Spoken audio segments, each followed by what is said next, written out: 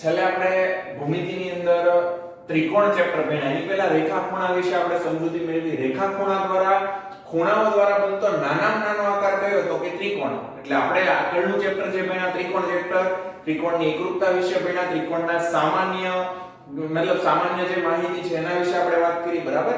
Next હવે 10મા ધોરણની અંદર ફરીથી ત્રિકોણ ચેપ્ટર આવશે જેની અંદર ત્રિકોણની સમરૂપતા ભણવાની છે. બંને ત્રિકોણ માટે સમરૂપતા, સમરૂપ ત્રિકોણ કોને કહેવાય.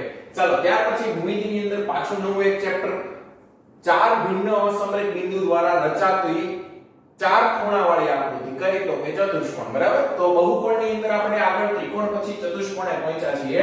ચલો ચતુષ્કોણની પહેલા સામાન્ય માહિતી આપણે મેળવી લઈએ જે આપણે આગળના ધોરણમાં પણ ભણી ગયા છે અને આ સિવાય પણ આપણને ખ્યાલ છે. તો આપણે વ્યાખ્યાથી શરૂઆત કરીએ. તો ચતુષ્કોણ એટલે શું? તો હમણાં જ આપણે વાત કરી કે સમતલમાં આવેલા એક જ સમતલમાં આવેલા આવું પણ શબ્દનો ઉલ્લેખ કરવો જરૂરી છે. જો જુદા જુદા સમતલની અંદર હશે ને તો પણ આકૃતિ તમારી ચતુષ્કોણ સિવાયની પણ બની શકે, શક્યતા આવી શકે, બરાબર. આ કન્ડિશન આપણે આગળ જ્યારે ભણશું નેક્સ્ટ 11 સાયન્સ ની અંદર આગળ જઈએ ત્યારે તમને ખ્યાલ આવશે કે એક જ સમતલમાં બધા બિંદુ હોવા જરૂરી છે. તો આપણી કન્ડિશન ની અંદર આપણે આ એક શબ્દ એડ કરી દઈએ કે એક જ સમતલમાં આવેલા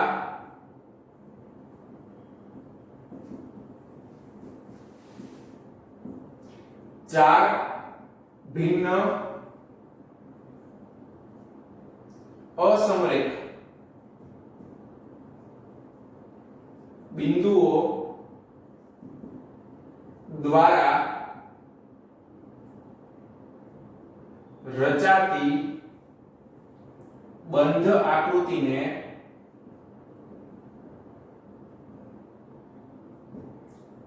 ચતુષ્કોણ કહે છે. ચાલો શું કીધું કે સમતલની અંદર ચાર ભિન્ન અસમરેખ બિંદુ લેવાના. આ ચાર ભિન્ન અસમરેખ બિંદુ દ્વારા રચાતી બંધ આકૃતિને ચતુષ્કોણ કહે છે. ચાલો આ પ્લેન વ્હાઇટ બોર્ડ જે આપણું છે ત્યારે એક સમતલ ગણી લઈએ. એક જ સમતલ છે આપણું. ચાર અસમરેખ બિંદુ, અસમરેખનો અર્થ થાય કે એક જ રેખા પર આવેલા હોવા જોઈએ. જો આ રીતે ચારે બિંદુ ન હોવા જોઈએ. આ ચારે બિંદુમાંથી એક રેખા પસાર તમે કરી શકો એટલે આ ચારેયને સમરેખ બિંદુ કહેવાય. જો સમરેખ બિંદુ હોય ને તો સમરેખ બિંદુમાંથી પસાર થતો તમને એક જ રેખાખંડ મળે. પણ તમે બંધ આકૃતિ ચતુષ્કોણ કે ત્રિકોણ કે કોઈ આપણે દોરી શકીએ નહીં. તો એના માટેની પહેલી કન્ડિશન આવી કે અસમરેખ બિંદુ હોવા જોઈએ. બીજું કે અસમરેખ સિવાય પણ ચારે ભિન્ન બિંદુ હોવા જોઈએ. ભિન્ન એટલે કે ચારે ચાર બિંદુઓ કેવા છે? જુદા જુદા બિંદુઓ છે સમતલના, બરાબર. તો એના દ્વારા જે બંધ આકૃતિ રચાય તેને ચતુષ્કોણ કહેવાય. તો આપણી પાસે અત્યારે વિચારો તો બે કન્ડિશન તમને મળે. જોજો આ ચાર ભિન્ન બિંદુઓ જ લઈએ છીએ આપણે, બરાબર. A B C અને D. ચાલો આ ચારે ભિન્ન બિંદુને જોડીને આપણે બંધ આકૃતિ તૈયાર કરીએ.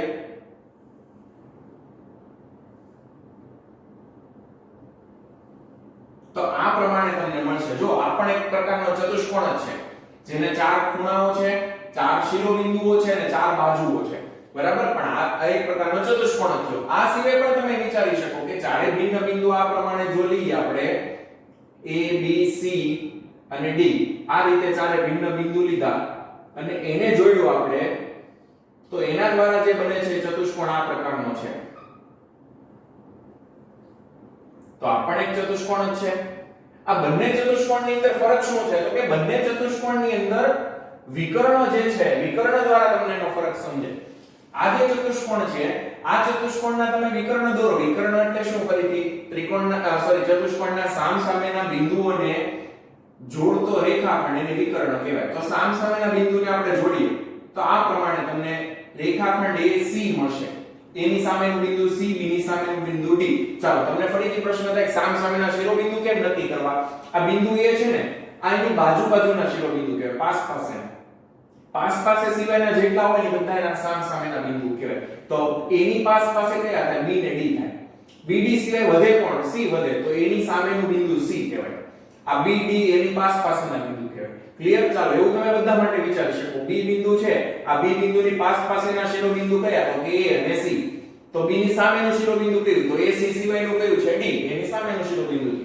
તો એ જ રીતે એની પાસે BD થાય, સામેનું થશે C અને B અને D ની સામેના બિંદુ થશે એટલે BD ને જોડો. જો આના વિકર્ણ આપણે જોડીએ છીએ તો વિકર્ણ પરસ્પર છેદતા નથી. જ્યારે આના વિકર્ણ આપણે જોડીએ, આ ચતુષ્કોણનો વિકર્ણ પણ AC જ થશે.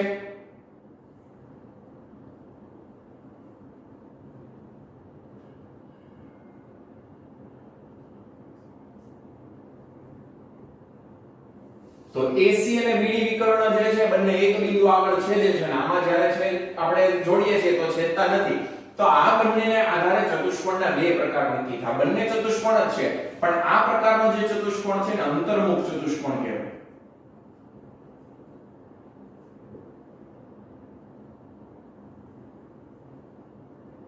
જેનો પહેલો પ્રકાર તમે ગણી શકો અથવા અત્યારે આપણે પહેલો પ્રકાર કહીએ.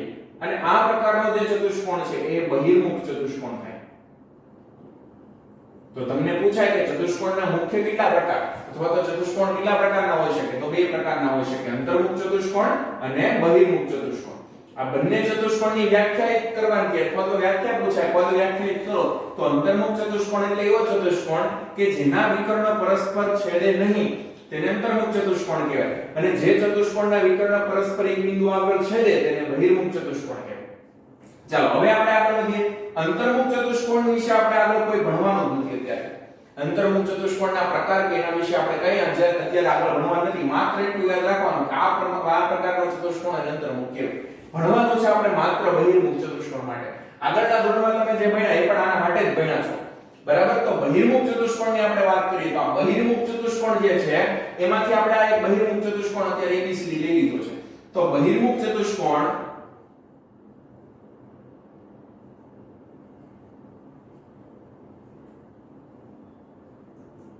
ABCD ના અંગો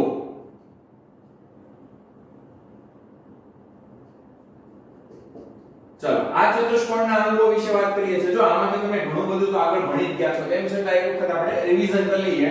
ચતુષ્કોણને કુલ અંગો કેટલા હોય છે? તો કે ચતુષ્કોણને 4 શિરોબિંદુઓ દ્વારા જોડીએ આપણે તો ચારે શિરોબિંદુને જોડતી આપણને જે આ રેખાખંડ મળે ને એને ચતુષ્કોણની બાજુઓ કહેવાય અથવા ભુજાઓ કહેવાય અથવા ભુજ કહેવાય. ત્રિકોણ માટે જેમ હતું એમ સેમ, પણ ત્રિકોણને 3 ભુજા હતી. આની અંદર કેટલી ભુજા આવશે? 4 ભુજા આવશે. બરાબર. તો ચતુષ્કોણ ABCD ના આપણે અંગો લખીએ છીએ તો 4 શિરોબિંદુ છે ત્યાંથી લખીએ આપણે. તો ચતુષ્કોણ, જો ચતુષ્કોણને આ રીતે સંકેતમાં દર્શાવે, અત્યારે આપણા ચતુષ્કોણનું નામ છે ABCD, તો આને આવી રીતે લખાય ચતુષ્કોણ ABCD ને 4 શિરોબિંદુ A B અને A B C અને D છે. બરાબર. 4 શિરોબિંદુઓ કહેવાય અને જે ચારે ચાર એના બિંદુઓ આપણે લીધેલા અસમમિત બિંદુ એ શિરોબિંદુ બની ગયા. બરાબર. ચાલો હવે શિરોબિંદુઓને જોડતા શું બને છે? બાજુઓ બને છે. તો ચતુષ્કોણને કેટલી ભુજા હોય? 4 ભુજા હોય. તો ચતુષ્કોણ ABCD ની 4 ભુજાઓ અથવા તો એને શું કહેવાય? બાજુઓ કહેવાય અથવા ભુજ કહેવાય. કોઈ પણ શબ્દ તમે વાપરી શકો. 4 ભુજાઓ કઈ કઈ છે? રેખાખંડ AB, આ પહેલી ભુજા. બરાબર. આ BC, CD અને AD. તો રેખાખંડ AB, રેખાખંડ BC, રેખાખંડ CD અને રેખાખંડ AD છે. બરાબર. આ 4 ભુજાઓ AB, BC, CD અને AD છે. આપણે આ રીતે દર્શાવી દઈએ, પછી નીચે ખૂણા લખી નાખશું. AB, BC, CD અને AD છે. ચાલો હજુ આપણે એના બીજા અંગો વિશે વાત કરીએ છીએ. તો ચારે બાજુઓને આપણે જોડી તો ચારે બાજુઓ દ્વારા વચ્ચે એક ખૂણો બન્યો. ચાલો આ વિકર્ણ અત્યારે આપણે થોડી વાર રહેવા દઈએ, પછી પાછા આપણે દોરી નાખીએ. તો જો આ ચારે ભુજાઓ લીધી તો ચારે ભુજાઓ દ્વારા વચ્ચે અહીંયા ખૂણાઓ રચાણા.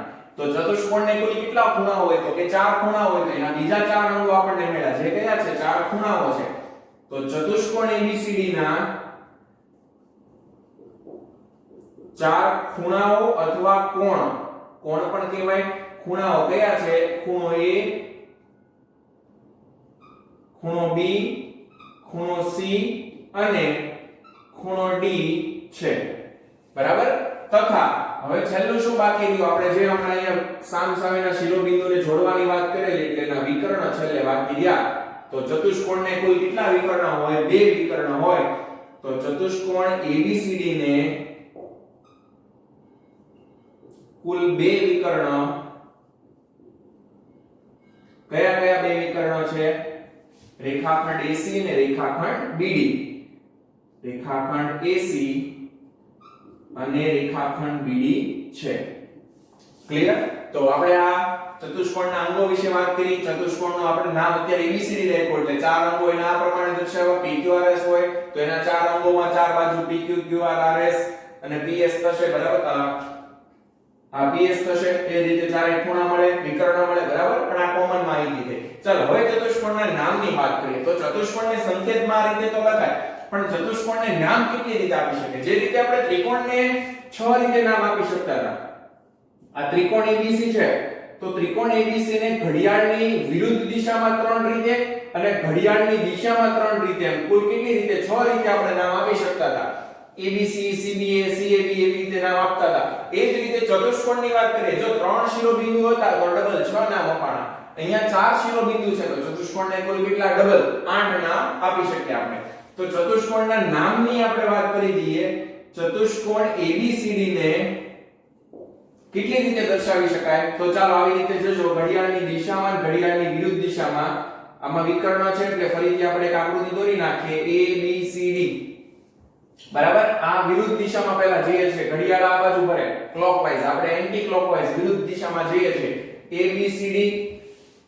તો ચતુષ્કોણ ABCD. બરાબર? પછી A થી શરૂ કર્યું તો આપણે આમ ગયા હતા. હવે A બિંદુ પછી કયું આવે? B. B થી શરૂ કરો અને ફરીથી એ જ રીતે જાઓ. BCDA આવું થશે. તો બીજું નામ આવશે BCDA. ચાલો ફરીથી આમ જ જઈએ છીએ. A નો વારો આવી ગયો, B નો વારો આવી ગયો, બિંદુ C. C થી શરૂ કરો CDAB. તો ચતુષ્કોણ CDAB. અને હજુ એ જ રીતે આગળ જો તો DABC આવશે. બરાબર? તો આ રીતે ચાર નામ અપાય.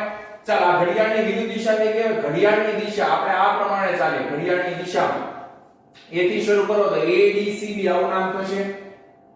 ચતુષ્કોણ ADCB. A થી શરૂ કર્યો, હવે D થી શરૂ કરો અને એ જ પ્રમાણે આગળ જાઓ. DCBA. હજુ એ જ રીતે આગળ જશો એટલે CBAD આવું નામ આવશે. અને લાસ્ટ એ જ રીતે નામ આપતા જઈએ તો BADC આવું નામ આવશે. BADC. બરાબર? તો ચતુષ્કોણના નામની વાત કરીએ તો ચતુષ્કોણને આ 8 રીતે દર્શાવી શકાય. આ બહુ સામાન્ય વસ્તુ છે, કોમન છે, પણ તેમ છતાં ઘણી વખત તમે એક જ ચતુષ્કોણને બે રીતે નામ જ્યારે લખેલા હોય તો તમે જો કદાચ અટવાઈ જાવ ને અથવા તો તમે ભૂલ કરો ને તો એનાથી ઘણો બધો ફરક પડી જાય. શું ફરક પડી જાય? એક તો પહેલો તો એના વિકર્ણની અંદર ફરક પડી જાય. એટલા માટે આ વસ્તુ આપણે અત્યારે લીધી. માની લો ચતુષ્કોણ BCDA કીધું છે તો આપણે આ રીતે ચતુષ્કોણ દોરવાનું. નામ એનું આવું કીધું છે BCDA. તો આ જ પ્રમાણે DCDA આમ નામ આપવાના. એટલે કે ઘડિયાળની દિશામાં અથવા વિરુદ્ધ દિશામાં રાઉન્ડ ફરીને તમારે નામ આપવાના. BCDA. જો તમે નામ આપવામાં મિસ્ટેક કરી, માની લો આનું આ જ નામ છે BCDA, પણ તમે આમ zigzag આકારની અંદર આપ્યો એટલે કે આમ રાઉન્ડ નથી ફરતા, તમે ક્લોકવાઇઝ કે એન્ટી ક્લોકવાઇઝ નથી ફરતા, તો શું થાય છે જોજો. આ BCDA નામ છે તો આમ નામ આપો B, પછી C, પછી આમ આવવાને બદલે આમ રાઉન્ડ ફરવાને બદલે આ બાજુ આવી જાવ D અને A. તો તમને એમ થાય કે આ ચતુષ્કોણ બંનેમાં ફરક છે? હા, બંને ચતુષ્કોણ બદલી ગયા. આ ચતુષ્કોણ છે BCAD છે. આ ચતુષ્કોણ કયો થાય? BCAD થાય. અને આ કયો છે? BCDA છે. તો એક જ તમે લખવાના ફરકથી ખાલી કેટલો ફરક પડી જાય? જો સામ સામેના શિરોબિંદુ બદલાય જાય. સામ સામેના શિરોબિંદુ બદલાય જાય એટલે એના વિકર્ણ બદલાય જાય. જો આના વિકર્ણ કયા આવશે? BD. અને બીજો વિકર્ણ કયો આવ્યો? AC. તો AC અને BD આના બે વિકર્ણ થયા. આના વિકર્ણ જુઓ તો કયો આવશે? AB. અને બીજો વિકર્ણ CD આવશે. તો જો વિકર્ણ તરત ચેન્જ થઈ ગયા. સામ સામેના શિરોબિંદુ ચેન્જ થઈ જાય એટલે વિકર્ણ તરત ચેન્જ થઈ જવાના છે. બીજું નામ બદલાઈ ગયું એટલે ઘણો બધો બીજો ફરક પડી જાય. સામ સામેના ખૂણા બદલાઈ જાય, બધું બદલાઈ જાય. બરાબર? એટલે એની અંદર પછી તમારે આગળ જે કઈ ગણતરી કરવાની હોય એમાં પણ પછી ભૂલ આવી શકે. તો આપણે યાદ એટલા માટે આ નામ લખ્યા છે કે એક જ ચતુષ્કોણને 8 રીતે દર્શાવી શકીએ, અથવા તો ગમે ત્યારે તમને કોઈ ચતુષ્કોણનું નામ આપ્યું છે તો તમારે આ રીતે જે નામ આપવાના છે અથવા તો આ રીતે નામ આપવાના છે. આમ નામ નથી આપવાના. ક્લિયર?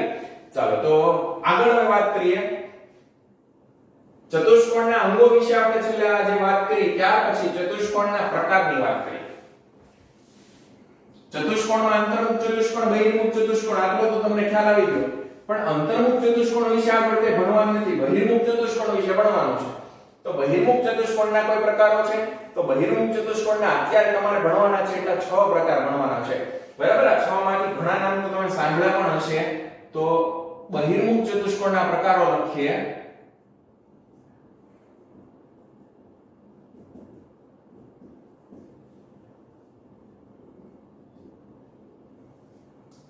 એમાં પહેલું છે સમાંતર બાજુ ચતુષ્કોણ.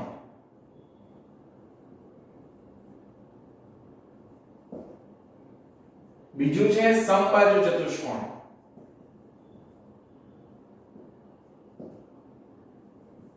ત્રીજું છે ચોરસ અને લંબચોરસ. ચોથું પાંચમું સમલંબ ચતુષ્કોણ.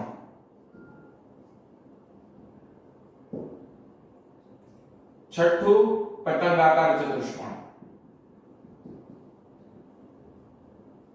ધોરણ 8 ની અંદર તમે આ બધા 6 પ્રકાર વિશે ભણી ગયા, પણ ટૂંકમાં ભણેલા અને અમુક પ્રકારો છે ને માત્ર માહિતી એટલે કે જાણકારી માટે હતા.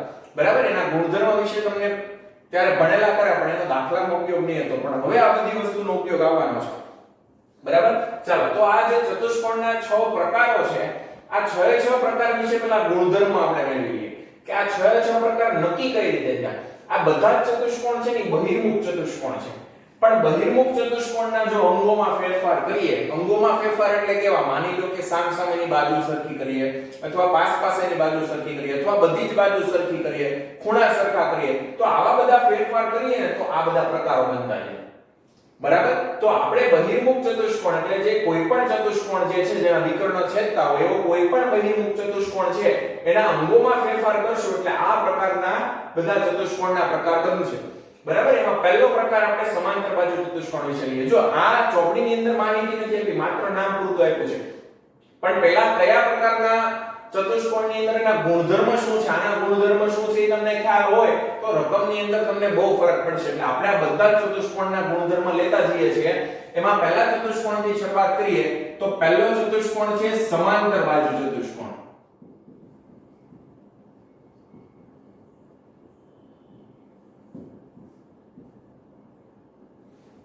સમાંતર બાજુ ચતુષ્કોણની આપણે આકૃતિ દોરીએ તો એનો ગુણધર્મ ખબર હોય તો આપણે એની આકૃતિ દોરી શકીએ.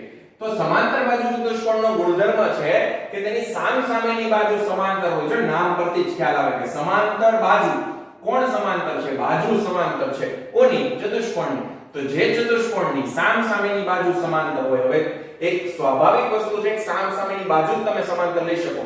કોઈ દિવસ પાસ પાસેની બાજુ સમાંતર લઈ શકો? પાસ પાસેની બાજુઓ તો છે ને ઈ શિરોબિંદુ આગળ છેદે છે. આ પાસ પાસેની બાજુ છે તો ઈ તો અહીંયા છેદે છે. તો જે રેખાખંડ છેદતા હોય એ થોડી કોઈ દિવસ સમાંતર હોઈ શકે. એટલે પાસ પાસેના તો ક્યારે સમાંતર થાય જ નહીં. તો સમાંતર બનાવવા કોને ચતુષ્કોણમાં? તો સામસામેની બાજુને જ સમાંતર તમારે બનાવવાનું થાય. તો એ આપણે તરત જ એ નામ પરથી પણ આપણને ખ્યાલ આવી જાય કે જે ચતુષ્કોણમાં સામસામેની બાજુ સમાંતર હોય તેવા ચતુષ્કોણને કેવો ચતુષ્કોણ કહે છે? સમાંતર બાજુ ચતુષ્કોણ કહે છે. તો સમાંતર બાજુ ચતુષ્કોણની જે વાત કરી એ પ્રમાણે એની આકૃતિ દોરી નાખીએ. એની સામસામેની બે બાજુઓ લઈએ.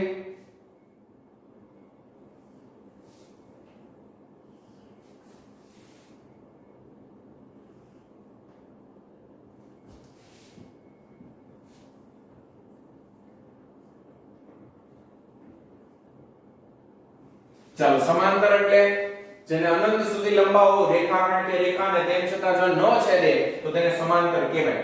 તો આ બંનેને તમે ગમે તેટલી રીતે આગળ પાછળ લંબાવશો ક્યારેય એકબીજાને છેદશે નહીં. એટલે આ બે બાજુ સમાંતર થઈ. એ જ રીતે આ બંને બાજુને ગમે તે રીતે ઉપર નીચે લંબાવો એ પણ છેદશે નહીં. એટલે આ બંને બાજુ પણ સમાંતર થઈ.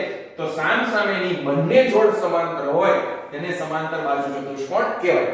ચાલો હવે એના ગુણધર્મની વાત કરીએ. ચાલો આ તો બધી વ્યાખ્યા ને બધું લખવાનું નથી, હવે છે ને યાદ જ રાખવાનું છે સીધું. કેમ કે આપણે બધી વસ્તુ મોઢે મનમાં ખબર છે થિયરી તો જ આપણે પ્રશ્ન સાબિત કરી શકશું. અને અંદર રાઈટર જ આવવાની છે બધી. તો બધી થિયરી ખબર હોવી જોઈએ. એટલે આ બધી વ્યાખ્યા મનમાં યાદ જ હોવી જોઈએ કે સમાંતર બાજુ ચતુષ્કોણ તો સામસામેની બાજુ સમાંતર.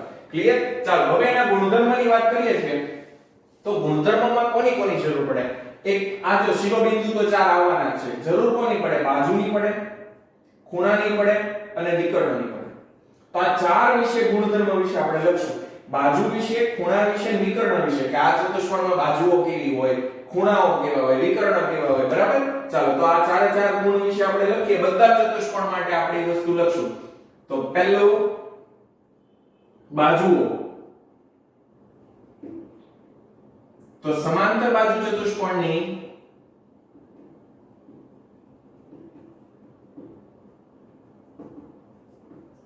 સામસામેની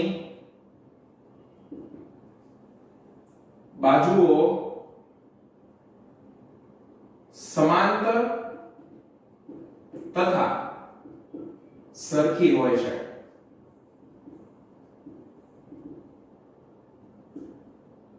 સમાંતર બાજુ ચતુષ્કોણની સામસામેની બાજુઓ સમાંતર હોય તો આપણે વાત કરી હતી, પણ તે સરખી પણ થાય. એટલે સામસામેની બાજુ સમાંતર અને સરખી. ચાલો જો કોઈ અંગો સરખા હોય તો આપણે એને સરખા ચિહ્ન કરતા આગળના ચેપ્ટર ની અંદર. તો આ બંને સામસામેની બાજુ સરખી છે તો આને સરખા ચિહ્ન કરી દીધા. આ બંને સરખી છે તો એને પણ સરખા ચિહ્ન કરી દઈએ. તો પહેલો બાજુનો ગુણધર્મ આપણને મળ્યો સામસામેની બાજુ સમાંતર અને સરખી. ચાલો હવે બીજું કોને વિશે વાત કરવાની છે? બાજુ અને ખૂણા અને વિકર્ણ. તો ખૂણાની વાત કરીએ હવે ખૂણાઓ વિશે.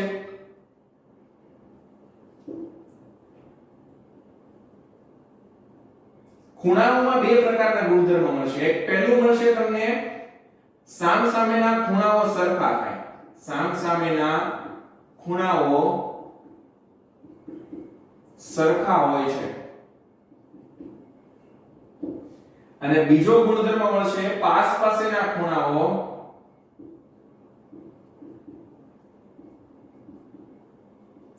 પૂરક.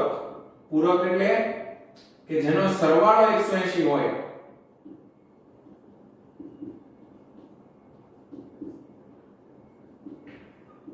રેડી? તો સામસામેના ખૂણા સરખા હોય. ચાલો તો ફરીથી દર્શાવી દઈએ કે આ ખૂણો અને એની સામેનો ખૂણો C આ બંને સરખા છે. આ ખૂણા D ની સામેનો ખૂણો B તો સામસામેના ખૂણા કેવા થયા? સરખા. પાસ પાસેના ખૂણા પૂરક હોય. પૂરકનો અર્થ થાય કે જેનો સરવાળો 180 હોય ને પૂરક કહેવાય. એકા ખૂણાની અંદર ભણ્યા આપણે. ચાલો તો હવે પ્રશ્ન થાય કે પાસ પાસેના ખૂણા પૂરક કઈ રીતે થાય? તો ધ્યાનથી જોવો તો સમાંતર બાજુ ચતુષ્કોણની આકૃતિ જો આપણે આ રીતે દોરવા જઈએ, આ AB સમાંતર CD છે.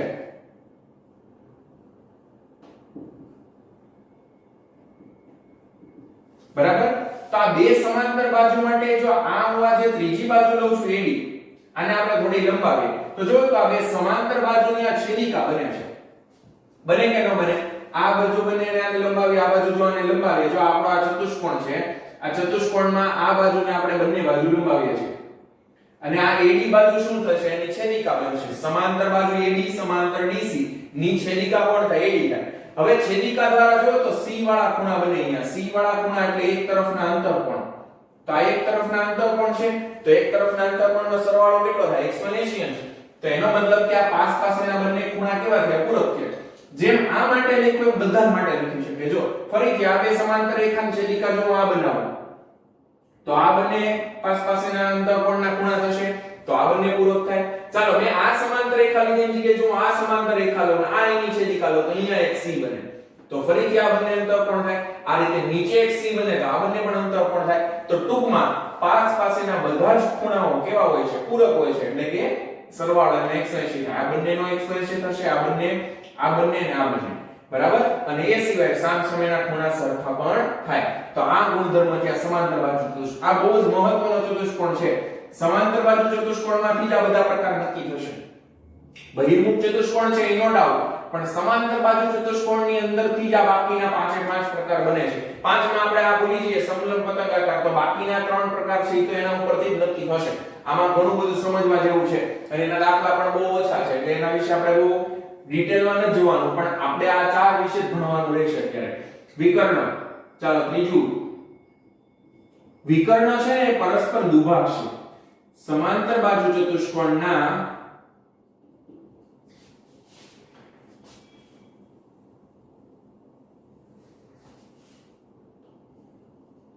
વિકર્ણો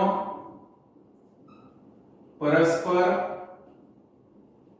દુભાગે છે. ચાલો વિકર્ણ દોરતો નથી પણ ખાલી સમજાવી દઉં છું. આ વિકર્ણ દોરો અને આ વિકર્ણ દોરો તો બંને એકબીજાને દુભાગે. દુભાગેનો અર્થ થાય કે એકબીજાના બે સરખા ભાગ કરે.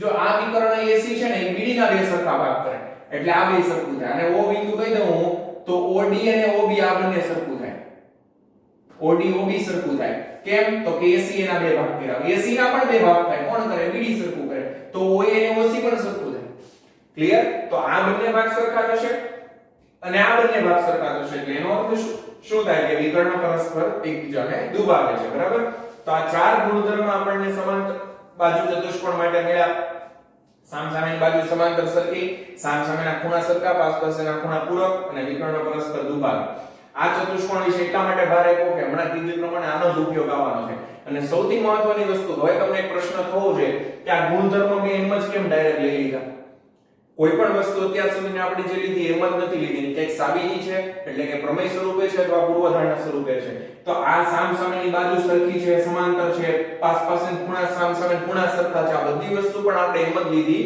નથી આ બધા જ પરિણામોની સાબિતી છે અથવા તો પૂર્વધારણા છે એટલે આ બધા પરિણામ વિશે આપણે હવે લિખિત આગળ નેક્સ્ટ આપણે એ જ ભણવાનું રહેશે કે આ બધા પરિણામો ક્યાં કેવી રીતે કીધેલા છે આ પરિણામો પૂર્વધારણા સ્વરૂપે કીધું છે આ પ્રમેય સ્વરૂપે છે તો સાબિતી હશે એટલે આ બધી જ વસ્તુ ક્યાંક ને ક્યાંક સાબિત કરેલી છે અથવા આપેલી છે આપણે એમ જ આ ગુણધર્મ લીધા નથી ક્લિયર ચાલો ત્યાર પછી સમાંતર બાજુ ચતુષ્કોણ પરથી આપણે એનું નેક્સ્ટ બીજું અંગ ભણીએ સમબાજુ ચતુષ્કોણ જે આના પરથી જ આવે છે હવે માની લો કે સમાંતર બાજુ ચતુષ્કોણમાં સામસામેની બાજુ સમાંતર છે એટલે ત્યાં સુધીની બરાબર પણ જો એની બધી જ બાજુ સરખી પણ કરી નાખીએ આપણે સાથે સામસામેની સમાંતર તો રહેવા જ દઈએ પણ જો આ બાજુ ના બાજુ નાના મોટી છે આ બે સામસામેની સરખી આ બે સરખી પણ આ બંને પાસની બાજુ જુદી જુદી છે તો એ બધી બાજુઓ સરખી કરી નાખીએ તો એ જે ચતુષ્કોણ બનશે સમબાજુ ચતુષ્કોણ બનશે એટલે કે એની પાસની એટલે કે બધી જ બાજુ એની જો સરખી થઈ જાય તો એ ચતુષ્કોણ કયો બનશે સમબાજુ ચતુષ્કોણ બનશે તો બીજો પ્રકાર આવશે સમબાજુ ચતુષ્કોણ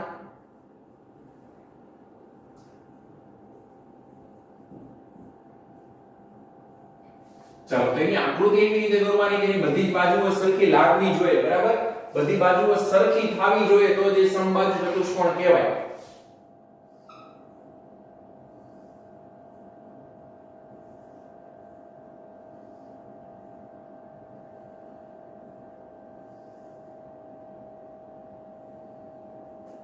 વ્યવસ્થિત આકૃતિ દોરજો તમે અને નામ આપી દઈએ ફરીથી એ ABCD ચાલો ત્રણ ગુણધર્મ લખવાના છે બાજુથી શરૂઆત કરીએ પહેલું બાજુ વિશે લખીએ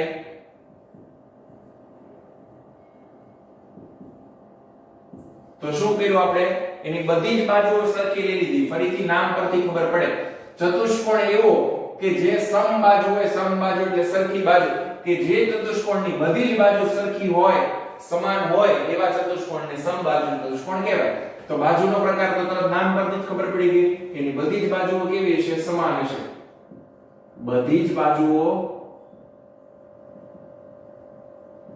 સમાન હોય ચાલો તો બધી બાજુને સરખા ચિહ્ન કરી દઈએ એટલે બધી બાજુ સમાન થઈ ગઈ ક્લિયર ચાલો પછી બાજુઓ પછી ખૂણા વિશે આપણે લખવું છે ચાલો જો આમાં પણ સામસામેના ખૂણા સરખા થશે પાસપાસના પૂરક એ થશે ને સામસામેના સરખા પણ થશે કેમ એવું જો બાજુઓ સરખી કરી છે પણ સામસામેની બાજુ હજી પણ કેવી છે સમાંતર જ છે તો સામસામેની બાજુ સમાંતર હોય તો એના પાસપાસના ખૂણા બધા કેવા થાય પૂરક થાય આ સિવાય કે સમાંતર છે સામસામેની બાજુ એટલે સામસામેના ખૂણા પણ કેવા થાય સરખા થાય એટલે આ બંને ગુણધર્મ એના જ રહેશે પણ આપણે આ પૂરક વાળું નથી દર્શાવતા ખાલી સામસામેના ખૂણા સરખા હોય એટલું આપણે લખી નાખીએ કે સામસામેના ખૂણા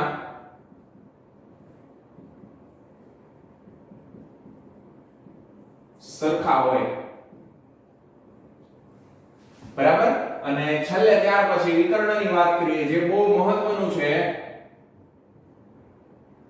વિકર્ણ તો આ ચતુષ્કોણ જે છે ને આ જે ચતુષ્કોણની બાજુ સરખી હોય ને એના વિકર્ણ પરસ્પર કાટખૂણે દુભાગે યાદ રાખજો ચાલો સમાંતર બાજુ ચતુષ્કોણ છે ને વિકર્ણ પરસ્પર દુભાગે તો છે જ તે પણ સાથે સાથે જો જે ચતુષ્કોણની બધી બાજુ પણ સરખી હોય ને તો વિકર્ણ ત્યાં 90 નો ખૂણો પણ બનાવે એટલે આને તમે આમ જોડશો ને એટલે વચ્ચે ત્યાં 90 નો ખૂણો બનશે જ્યાં વિકર્ણ એકબીજાને છેદે ત્યાં આ વિકર્ણ અને આ વિકર્ણ અહીંયા છેદે છે ને અહીંયા 90 ના કાટખૂણા બનશે ચારે જગ્યા પર એટલે આપણે વિકર્ણ દુભાગે છે તો બરાબર, પણ વિકર્ણ કાટખૂણે દુભાગે.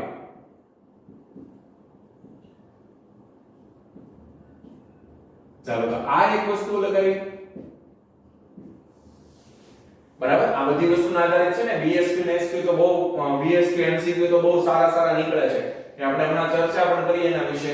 પણ આટલી વસ્તુ તો પહેલા ક્લિયર હોવી જોઈએ કે ક્યારે કાટખૂણે દુભાગે ક્યારે ખાલી દુભાગે. જો આ ચારે ચાર ચતુષ્કોણ છે, આ ચારે ચાર ચતુષ્કોણના વિકર્ણ તો દુભાગે. બરાબર, કેમ કે એમાં બધામાં સામસામેની બાજુ સમાંતર છે. સામસામેની બાજુ સમાંતર હોય એટલે બધામાં દુભાગે. તો ચારે ચારમાં વિકર્ણ દુભાગે. પણ હવે એની અંદર આપણે આગળ વધીએ તો જે ચતુષ્કોણની બાજુઓ સરખી હોય ને, એટલે કે બધી બાજુનું માપ સરખા હોય ને, તો વિકર્ણ કાટખૂણે દુભાગે. અને જો ખૂણા સરખા હોય તો વિકર્ણ સરખા થાય.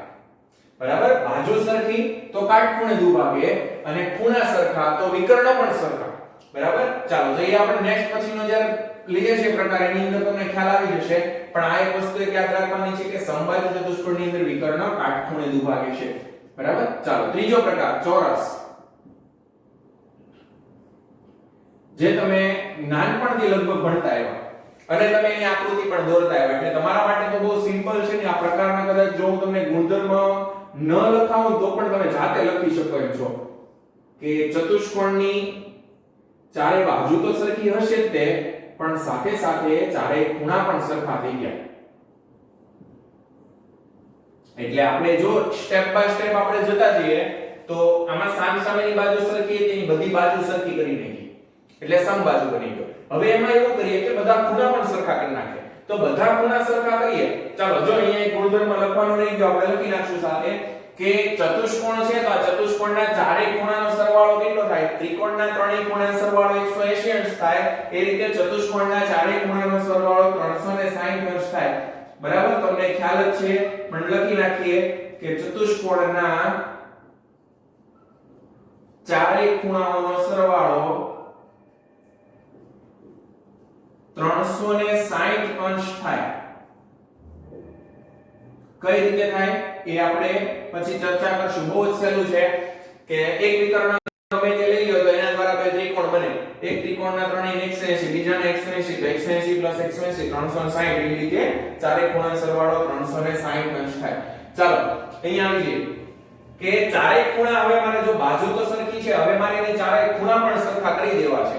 તો ચારે ખૂણા સરખા કરવા હોય તો ચારે ખૂણાને સરખા ભાગ કરવા પડે. બધાનો સરવાળો 360. 360 ના 4 સરખા ભાગ કરો એટલે 360 ભાગ્યા 4 કરતા 90 અંશ મળે. એટલે એનો મતલબ એવો થયો કે ચારે ખૂણા 90 અંશના થઈ ગયા.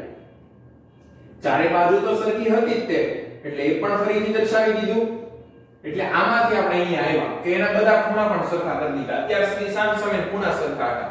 સ્ટેપ બાય સ્ટેપ આપણે ત્રીજા સુધી પહોંચ્યા. ચાલો તો હવે આના ગુણધર્મો વિશે લખવું છે તો બહુ જ સહેલા ગુણધર્મો છે આનો. તો બાજુઓ વિશે આપણે લખવું છે તો કીધું એ પ્રમાણે બધી જ બાજુઓ કેવી હોય? સરખી હોય. બધી જ બાજુઓ સરખી થાય. બીજું ખૂણાઓ. હમણાં જ વાત કરી આપણે કે બધા ખૂણા સરખા થાય, પણ કેટલાના? 90 અંશના થાય. તો બધા જ ખૂણા સરખા થાય. બધા જ ખૂણા સરખા કેટલા? 90 અંશના થાય, એટલે કે કાટખૂણા બને. અને છેલ્લું વિકર્ણ. ચાલો હવે આપણે વિકર્ણએ પહોંચ્યા છે જે બહુ મહત્વનું છે MCQ માટે. બરાબર, જો બધી બાજુ સરખી હતી તો વિકર્ણ કાટખૂણે દુભાગે. જો દુભાગે છે બધામાં, હમણાં તમને કીધું મેં, એટલે આના વિકર્ણ પણ દુભાગે. હવે જો તો બધી બાજુ સરખી છે તો કાટખૂણે દુભાગે. તો પહેલું તો તમે ઈ લખી નાખ્યા આપણે કે વિકર્ણો પરસ્પર કાટખૂણે દુભાગે. ચાલો હવે બીજું વાત કરીએ કે આમાં એક નવું વસ્તુ આવે, બધા ખૂણા પણ સરખા છે. તો હમણાં મેં તમને કીધું કે જેના બધા ખૂણા સરખા હોય એના વિકર્ણ પણ સરખા થાય. જો આનો વિકર્ણ તમે દોરજો, AC વિકર્ણ દોર્યો, એને માપજો, એને માપી લો, ધારી લો કે એનું માપ 6 સેન્ટીમીટર મળ્યું. હવે તમારે બીજો વિકર્ણ બીડી દોરવાનો, એને પણ માપવાનો, એ પણ તમને એટલો જ મળશે 6 સેન્ટીમીટર. એટલે એનો મતલબ કે બંને વિકર્ણના માપ કેવા છે? સરખા. આની અંદર જો આ વિકર્ણ નાનો થાય અને વિકર્ણ મોટો થાય, સેમ એવું સામે પણ નાના મોટા વિકર્ણ થાય. પણ જેના ખૂણા સરખા હોય ને એના વિકર્ણ સરખા થાય એટલે નવો એક ગુણધર્મ મેળવ્યો કે વિકર્ણો એકરૂપ એટલે કે સમાન હોય છે.